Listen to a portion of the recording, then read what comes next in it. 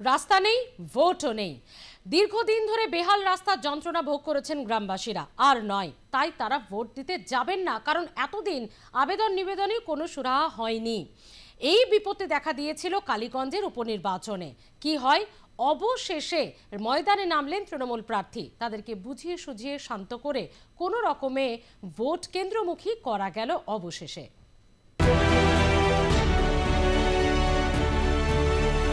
কালীগঞ্জ বিধানসভার উপনির্বাচনে আমরা দেখলাম সকাল থেকে তৃণমূল কংগ্রেসের প্রার্থী আলিফা আহমেদ, তার সাথে আমরা সকাল থেকে এখন বেলা বাজে প্রায় 4টে থেকে 5টা পর্যন্ত আমরা ঘুরছি সকাল থেকে। সকালে রাস্তা একটু খারাপ হয়, এটা সব জায়গায় হয়।